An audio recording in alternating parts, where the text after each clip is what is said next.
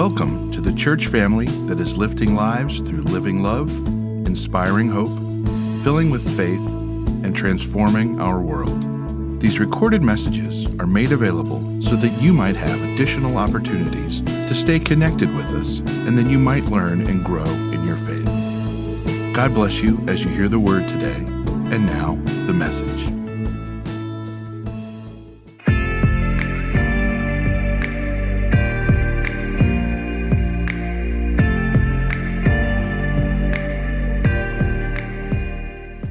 Today I'll be reading from Luke chapter 10, verses 25 through 37. One day an expert in religious law stood up to test Jesus by asking him this question, "Teacher, what should I do to inherit eternal life?" Jesus replied, "What does the law of Moses say? How do you read it?" The man answered, "You must love your Lord your God with all your heart, all your soul, all your strength, and all your mind, and love your neighbor as yourself." "Right," Jesus told him, "do this and you will live." The man wanted to justify his actions, so he asked Jesus, "And who is my neighbor?" Jesus replied with this story. A Jewish man was traveling from Jerusalem down to Jericho, and he was attacked by bandits. They stripped him of his clothes, beat him up, and left him half dead beside the road. By chance, a priest came along, but when he saw the man lying there, he crossed to the other side of the road and passed him by. A temple assistant walked over and looked at him lying there, but he also passed by on the other side. Then a despised Samaritan came along, and when he saw the man, he felt compassion for him. Going over to him, the Samaritan soothed his wounds with olive oil and wine and bandaged them. Then he put the man on his own donkey and took him to an inn, where he took care of him. The next day he handed the innkeeper 2 silver coins, telling him, "Take care of this man. If his bill runs higher than this, I'll pay you the next time I'm here." "Now which of these 3 would you say was a neighbor to the man who was attacked by bandits?" Jesus asked. The man replied, "The one who showed him mercy." Then Jesus said, "Yes, now go and do the same." Did she do a great job or what? There are those moments, and those of you who are parents know this, there are those proud dad moments. And occasionally you get to enjoy a moment like this with your daughter on stage, and I'm grateful for that. And so grateful to be here with you this weekend after what has been really, you saw it on display here, such an incredible week for the church, and especially for these kids. And I'm honored to be here on behalf of all of my colleagues who serve in more than 100 different countries around the world where World Vision does its work. But I am especially inspired by you. This is a remarkable faith community. And although our family lives in Pittsburgh these days, through COVID, we spent most of our weekends tuned in, as Dave said, right here with this community. This has sort of become our faith home away from home. And to have this double joy of being able to share this moment with my daughter is really very special. And I want you to meet the rest of my crew, okay? This is the rest of my crew here. You can meet my wife, Pilar, there, my son, Andrew, as well. Pilar and I have been happily married for 15 years.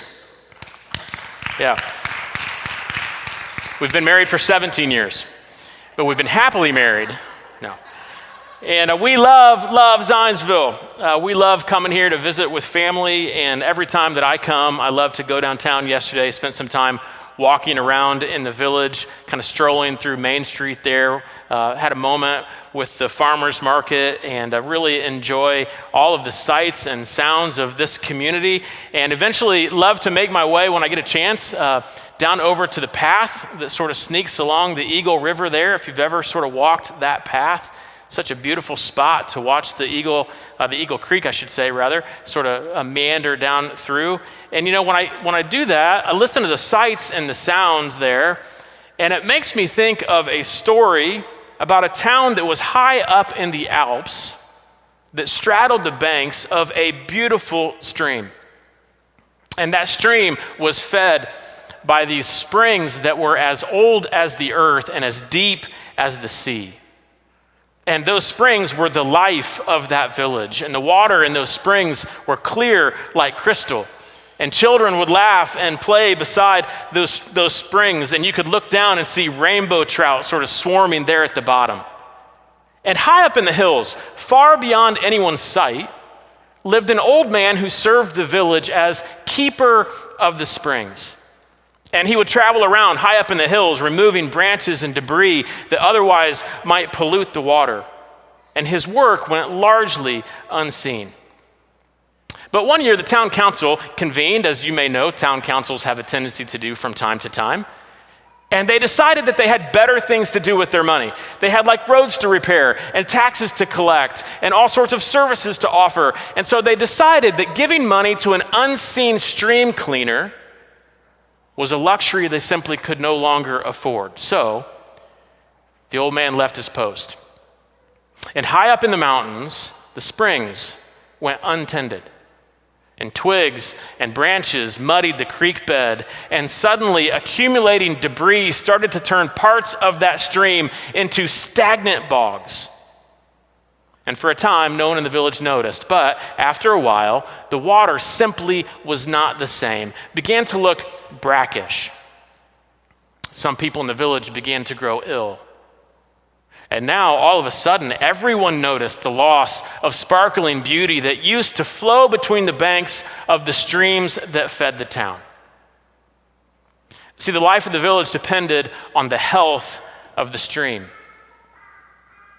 And the stream depended on its keeper. So the town council reconvened. And as you can imagine, money was found. And the old man was rehired. And after yet another time, the springs were clean again, and the stream was pure again, and children played again on its banks, and illness was replaced by health. And in the village, there was fullness of life. Because, of course, the life of the village depended on the health of the stream.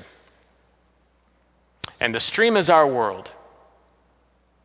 And you are its keeper. You know, we are living in a world that is a beautiful, wonderful, and fascinating place. This is a world that is filled with the aroma of coffee houses and the laughter of friends, the delicious cuisine of a favorite restaurant, the sights and sounds of a farmer's market on a Saturday morning. I mean, take, for example, a cinnamon roll from Rosie's Cafe. You ever had a cinnamon roll from Rosie's before? I mean, that warm, gooey, straight out of the oven cinnamon roll. I mean, I think there is no better proof to the existence of God than a Rosie's cinnamon roll.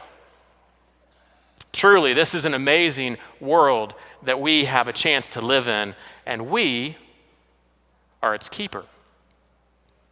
But there is also a world currently in our midst that, if we're not careful, often goes unnoticed. Now, to find this world, you have only to begin with the headlines that fill our news feeds.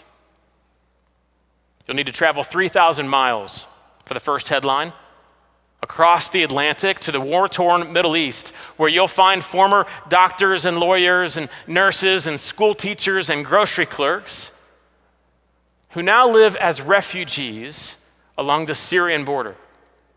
Did you know that because of political conflict, some 68.5 million children and families have been forcibly displaced from their homes in places like Syria and Venezuela and Myanmar and Bangladesh? If you've been watching the news, just a couple of months ago in March, you may remember a tragic fire that further displaced tens of thousands of people in one of the largest refugee camps in Bangladesh. For headline 2, your heart will also be broken by the clean water crisis that's confronting our world. And the young girls, largely, who forego an education, instead, they will spend their day walking on average 6 kilometers, that's almost 4 miles, 2 times each day in search of water. Typically, the water they find is a dirty water source. And that water will take the life of some 14,000 children under the age of 5 each day. 5.2 million children each year, 1 child every 7 seconds. And I know that you're probably like me, you're left wondering, how could this be true? How could those headlines be true of the same world that gives us a Rosie's cinnamon roll? And I understand why you might find yourself confused, disoriented, maybe even in disbelief at the condition of the stream. Because it is not ours. The children who die from diarrhea or malaria aren't our children. A 12-year-old girl who is a wife will soon be a mother because of the practice of child marriage in the developing world, simply is not our daughter. A 10-year-old boy who, as we speak right now, is being recruited into a militia is not our son. And yet Jesus gives us words like we heard Abby read a moment ago, to love your neighbor as yourself, as if they were your own. See, generally speaking, our children have access to healthcare and education and an endless supply of clean drinking water from which to quench their thirst. See, simply put, our stream has not yet been muddied by the accumulating debris up in the hills. But the life of the village depends on the health of the stream, and the stream is our world, and I am its keeper. You are its keeper. So, what is required of us to be a keeper of the stream? Can we wrestle with that question today just a bit? As like keeper of the stream, what's required of me? What's required of you? Now, this is a question that was hanging thick in the air when this young lawyer came to Jesus and asked him a very poignant question. A young lawyer who simply was trying to discern what it meant to be a part of this new little community that was beginning to form around Jesus. Jesus, you remember him, right? Who had been proclaiming good news to the poor. Jesus, who had been giving sight to the blind, who had been setting the oppressed free. Jesus, who was inviting a bunch of like ragtag fishermen, second-rate students, tax collectors and political zealots to now be a part of a new little community that was forming. A life-giving, hope-bringing, truth-promising little community. And so this lawyer comes trying to discern his place in that new community. And he asks Jesus a very poignant question. He says, "Teacher, what should I do to inherit eternal life?" In other words, like, what's going to be on the entrance exam to heaven? How do I live this life right here, right now, in such a way as to ensure that in the end, I'm going to get a passing grade? Now, you've probably asked a similar question before, right? Let me put it a different way. How good is good enough? What do I have to do to pass on this exam? And so Jesus replies, well, you're a young scholar, a young lawyer, you're well-versed in the Jewish law. How would you answer your own question? And so that young lawyer turns to Deuteronomy 6, very famous passage of scripture.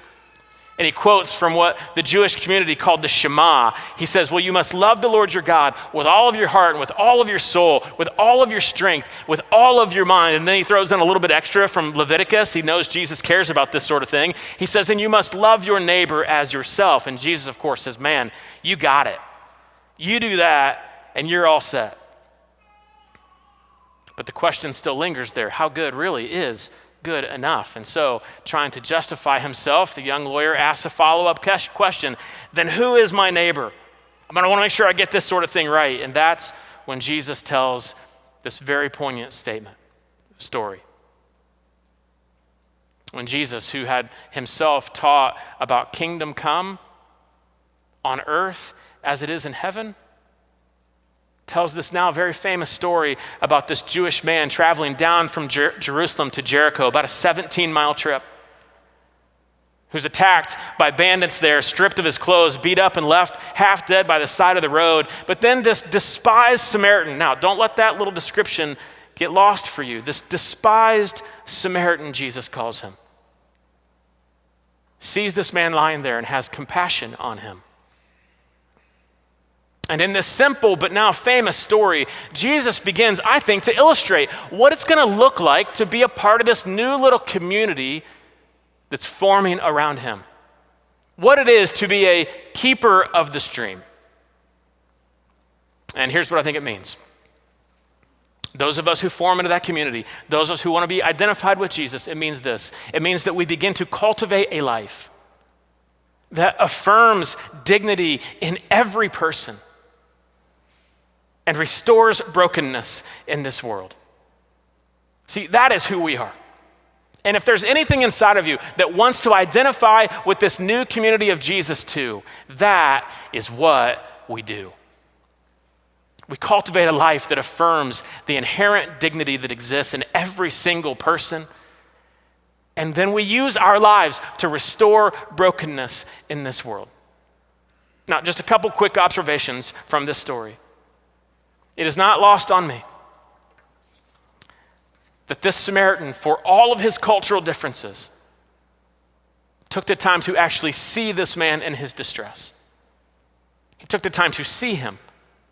Not to see like a distant problem or a statistic or a headline like I shared a few moments ago, but he actually took the time to relationally see this man lying there. A person, a real person, with a family and hopes and dreams and gifts and abilities and a heartbeat and a name. It says that when he saw a man created in the image of God with dignity and value, that is the moment that he was moved to action. The moment that he expressed his compassion. Eugene Cho is the executive director of Bread for the World. And he recently said this. He said, "We live in a culture of broad brushstrokes. But we cannot be lazy and make assumptions of people. We must take the time to ask about their story, take the time to listen, to truly listen, to be humble, to be teachable, to be human." Gang, we're living in a cultural moment right now. Certainly in our world, more specifically in our nation, this has been a very difficult year that we have all just experienced together. But would it call from Jesus' followers for anything less than to actually see each other?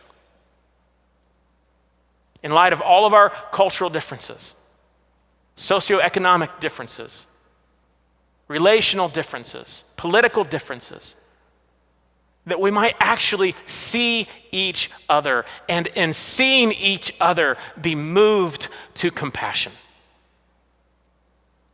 Second quick observation.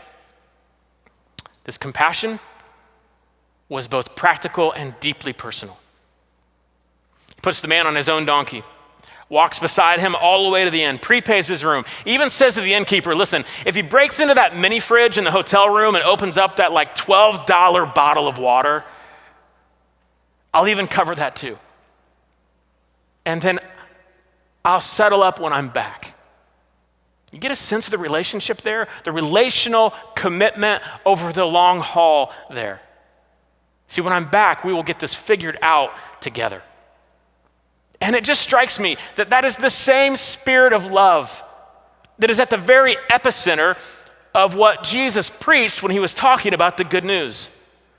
What Jesus came to proclaim when he stood up that very first time he gave his very first sermon, little synagogue in Nazareth. He stands up at the very front in the pulpit for the first time, grabs the Isaiah scroll, unrolls the Isaiah scroll to chapter 61, and reads a vision for his ministry from there. And at the very same moment that he unrolls that scroll, he rolls up his sleeves with a vision of what it's going to look like to be a part of this new kingdom on earth. It's that same spirit of love that compelled the Apostle Paul to write to the very first church in Rome when he said, "Be devoted to one another in brotherly kindness." It was the same spirit of love that was impressed upon Tertullian. Do you know who Tertullian was? He was a great North African theologian who in the 2nd century made a very powerful observation. Looked around him and realized what Jesus' followers were actually being known for in his community. Prompted him to write these words. He said, "It is our care of the helpless, our practice of loving kindness that brands us in the eyes of many of our opponents." They say this about us. They say, "Only look," they say, "look at how they love one another." And over time, that became the common description of that new little community that formed around Jesus. That new little community that reached into the center of Jerusalem, reached out into Judea and Samaria, eventually to the very outer edges of the earth. And do you know what they said of that first community? They said this. They said, those people love everybody. They choose everybody. You know, throughout this pandemic, my son has been doing school from home. And we've sort of shared a workspace down in the basement, months now across from one another, he typing away at his computer, me sort of typing away at mine. And earlier in the semester, he sort of popped over to my desk and he said, "Dad, I need to write a tribute paper for my English class. And I just wondered if it would be okay if I wrote my paper about you." Now you can imagine, that melted me. And then he added this phrase, "Or should I write it about Mom?" Now, as I mentioned, 17 happy years of marriage, right? I am smart enough now not to touch that question. So I said, "Listen, buddy, you write that about whoever you wish. Either one of us would be honored." And so about a week or so went by, and eventually Andrew wandered back over to my desk, and he said, "Well, Dad, today's the day. Today's the day I get to read my tribute paper, Dad, and I just wanted you to know I chose you. I chose you." And those words, again, melted me. They crushed his mom, but they melted me. And it just makes me think, everybody wants to be chosen. I want to be chosen. You want to be chosen. Michelle wanted to be chosen. In 2018, I experienced this firsthand. See, it was in that season that our family really began to cultivate this capacity within ourselves to affirm value in people and restore brokenness in our world. And that is when Michelle came jumping rope into our family. It's a picture of Michelle here. She lives in Bartabwa, Kenya. And until just a few years ago, Bartabwa had no source of clean drinking water. Instead, Michelle and young girls just like her walked roughly a mile every day, twice a day, to a pond where she would fill a small 5-gallon jerry can with water for her family. And that was the same pond where Michelle's family would wash what few clothes they had. It's where they bathed. It's where the local livestock gathered and grazed around the perimeter of that pond. And for years, that pond was the leading cause of death in Michelle's village. And let me just tell you, when I first learned about the challenges that were facing Bartabwa, again, it wrecked me. But you know what wrecked me even more so? It wasn't in the statistic. It was in knowing Michelle, a now 14-year-old little girl who has just as much inherent dignity as my son or my daughter. And so our family decided to partner with Michelle and her community by becoming Michelle's sponsor. And it costs our family about $39 a month. And it's the best $39 that we spend all month long. And we begin to pool it with other folks that are also sponsoring children in Michelle's community there in Bartabwa. And the impact is greater and more long-lasting than anything we could ever ask or imagine. You know what the result is? The result is this clean water well that now sits at the center of Michelle's community. And gathered around this clean water well here are the mothers who are now raising healthy children. These are the women who are now raising young girls who excel in school. These are the grateful mothers whose courage and testimony is transforming far more than just their own families. It's transforming ours. See, the life of the village depends on the health of the stream. And the stream is our world. The stream is Bartabwa, Kenya. The stream is Aguacatan, Guatemala. And you are its keeper. And so, family, I want to, in the next few moments, invite you to find yourself in these words of Jesus and to embrace this story for yourself by making one courageous decision, by saying yes to being chosen. See, Dave and the team here have been sensing God calling you to make a difference in the lives of children in Aguacatan, Guatemala, building on the great, great impact that you're already making in so many places around the world. And I'll just tell you, I have stood in Aguacatan. In fact, my last international trip right before COVID interrupted international travel altogether was to check on the work of this little community. It's a rural, beautiful, but very underdeveloped area about 5 hours northwest of the capital city. And although there's a lot there to celebrate, poverty and malnutrition are very evident in Aguacatan, but there is reason for hope. And that hope is you. Because of your personal and deeply practical partnership, this community is going to experience a lasting impact for years to come. So today, I'm going to invite you simply to say yes to empowering one of the 2,000 children living in poverty in Aguacatan, Guatemala. And with $39 a month to affirm their inherent dignity and to restore their broken circumstances. Now, typically, here's how I would invite you to do that. I would have you walk out into the lobby today where you would see a big display of sort of pictures hanging on string line there, and you'd have the chance to kind of browse through those pictures and find a child that you wanted to choose from. But for the last year or so, we've been praying big prayers at World Vision, and we've been asking even bigger questions. And we feel like the Lord led us to ask a very poignant question. What else could we do to affirm the inherent dignity of the kids that we serve from the very first step of the relationship with their sponsor? Like, what would it look like if for the very first time in history, children were empowered to choose us?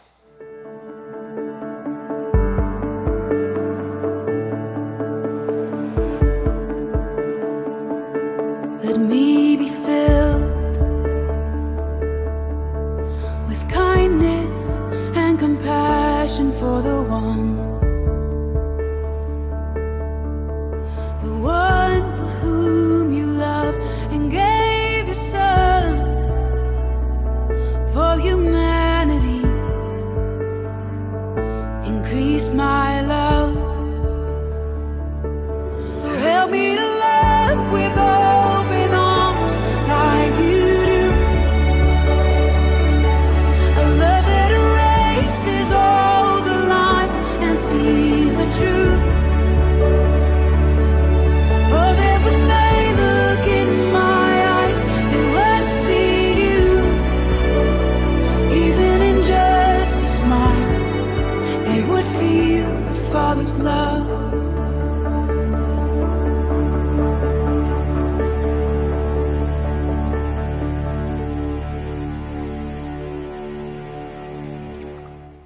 So here is the cool thing, church. On Tuesday of this week, there is going to be a huge party in the center of Aguacatan, Guatemala. And there's going to be a choosing party that you are all going to be the hosts of. And children are going to walk into a classroom that day, and they're going to, one at a time, and they're going to have the opportunity to do something very special. They're going to be empowered for the first time in their life to choose you. You're going to have the opportunity to load up your photo in a few moments and give a child in that community the power of hope. Now, typically, what we would have done is we would have, after this service, taken a bunch of pictures and put them in a briefcase. If anybody carries briefcases anymore, I'm not sure. And Dave and I would have jumped on a plane, and we would have made our way down to Aguacatan to be a part of that choosing party. But obviously, because of COVID and sort of travel restrictions and such, we're not going to quite have that opportunity. Instead, we're going to virtually send all of your photos down there, and you're going to connect, those children are going to connect with you. But what we were able to do was just this last week, jump onto a Zoom call, you'll see this here, with the team down in Guatemala. And Dave had a chance to interact with them and talk to them a bit about our development model and hear some of the stories from that community. And it was such a special time together. And then following that call, we set up a closed Facebook group that I would love to invite you all to join. And what you're going to be able to do inside that Facebook group is to see one another as you make this commitment, to give your yes to being chosen and celebrate one another inside of that Facebook group. And then, of course, when you go there, the very first picture that you're going to see, of course, is Dave and Jamelin and Margaret and Nathan as they are leading the way to say, yes, there is room in our heart to be chosen by a child in Aguacatan, Guatemala. And so, Dave, maybe you could just share with us some of your vision and your passion for this opportunity. Yeah. So I want to say just a handful of things. First, I think this is such a powerful thing.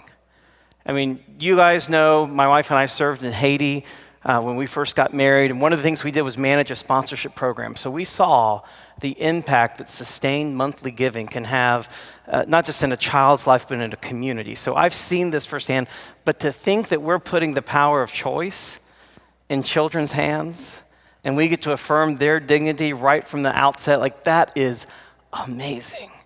And so just think about that. That in Guacatan, Guatemala right now, there is a child waiting to choose you. All week long, we have watched videos from Matthew 25 from World Vision. And if you watch these videos, I mean, they break your heart. We've seen stories of children who have no access to clean water, stories of children who don't have enough money to afford a school uniform, so they have to drop out of school. Children who've been displaced and moved to another country because the country where they were was war-torn, and they sleep on the floor and they feel like an outsider. And you watch these videos and you think, well, what could I do? Well, this is what we get to do. We get to make a difference in one child, in one community, and we get to do it together. In 1 John, it says, how can the love abide in anyone who has the world's goods, that's us, and sees a brother or sister in need and yet refuses help? Little children, let us love not in word or in speech, but in truth or in action. We get this opportunity to partner with World Vision, and it is so awesome we get to do this. Second thing I want to say is I see God in this. When Josh came and preached here 2 years ago, he was not yet working for World Vision. That was a hope. I know he had a dream because he loved their model, but that wasn't real at the time. And so he came and preached here and shared a message, and then shortly after that started working with World Vision. Through Josh, I got to know their model and what they do, and I'm a big believer in how they work and how they help develop communities. And so then we said, let's get involved in a church. As a church, and they gave us a choice of countries, and when one of the choices was Guatemala, I said, well, that's it. We've already been in Guatemala for over a decade. Let's do Guatemala. And then when they picked the community, they picked it, Guacatan, Guatemala, and when Josh found out, he said, I've been there. I've stood there. That was the last trip I made before they shut down international travel. How cool is that? I see the stars align. I see God in this. And I guess that's the last thing I want to say is that when God is in it, there's room for more. Like, I know we have a lot that we do as a church. And my heart is always going to be with Haiti. Same as many of you who've been to Guatemala, your heart is always going to be with the San Andres community. I mean, it's a beautiful place, but we have the opportunity to do more. I think sometimes we get in this mode where we think, well, this is all we can do. We can't stretch any further. We can't do more. But when God is involved, there's always room for more. To the Ephesians, Paul wrote, now to him who by the power of God at work within us is able to accomplish abundantly above all that we could ask or imagine. To him be the glory in the church and in Christ Jesus to all generations forever and ever. Amen. Abundantly above all. Like I want to say, I'm doing all I can sometimes. And then you put God in the picture and you realize there's still abundantly above all whenever God is involved. And so I don't know what this looks like, but I know God can do more than I can think or imagine. And what would it look like for God to do abundantly above all in the Guacatan community because of what he's doing right here within us? And that includes those of you who are watching online. You get to be part of this as well. You can't go out in the lobby and snap the photos, but you sign up today and you can submit your photo online and you can be part of this. On Tuesday, there is a child who can choose you. It's an amazing thing we get to do together as a church family. And we get to make a lasting difference in the life of this community. And because it's in Guatemala, I look forward to future mission trips. When we go down to see Mission Guatemala, Guacatan's just 2 hours to north from San Andres. We could swing by and check and see in person what's happening there because of the work of this church, what's happening today. So normally when we do Vacation Bible School, we always do an offering, and we have this epic challenge. Like if we hit our goal, then something funny happens. Like last year, because we hit our goal for a Moja project, I had my head shaved, if you didn't see it. So that was last year. And this year, if we hit our goal, I get to return the favor to Miss Tracy and cut her hair in church next week. So what is the goal? Tracy actually joked that maybe it should be the other way around, that we could do a campaign, save Tracy's hair. But if we hit our goal, we'll chop it. If we go abundantly above all, maybe we'll shave. We'll just see. So anyways, here's the goal. We had 170 families do the Matthew 25 challenge this week. And so I would love to see 150 of us sponsor a child. 150 children get sponsored today.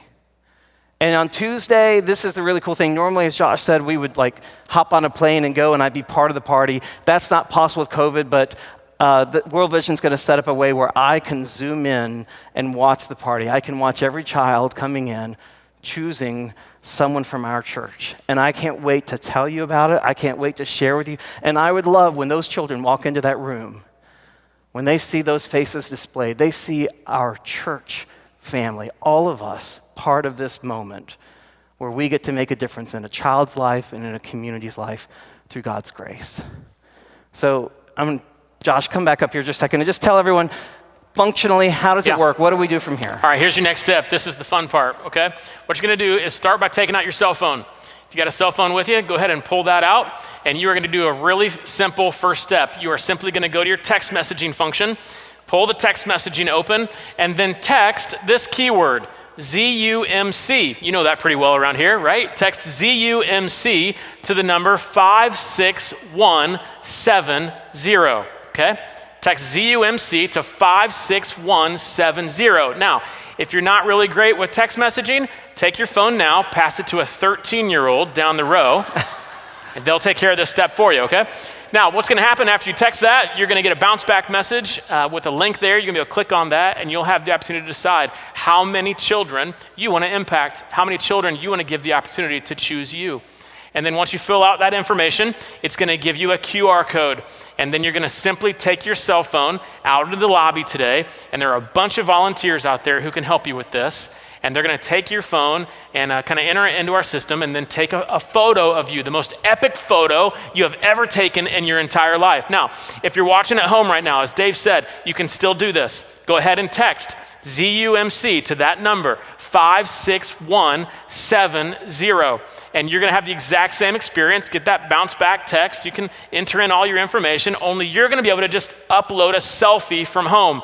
And again, your pictures, along with all of the pictures that are taken in this room today, are gonna be sent down to Aguacatan for this choosing party on Tuesday, and it will be such an incredible experience. Now, one last little note on this. This is our weekend to do it, okay? We have until 9 p.m. tonight. Watching at home or here in the room, we have until 9 p.m. tonight in order to make this commitment to be ready for that choosing party on Tuesday. And then, of course, if you run into any problems along the way, just talk to one of our volunteers out in the lobby here, and they would love to help you find your way into this experience to be chosen. And let me just say, from my heart and from all of my colleagues at World Vision, how grateful we are for you, for your willingness to take this courageous step to say yes and to let a child choose you.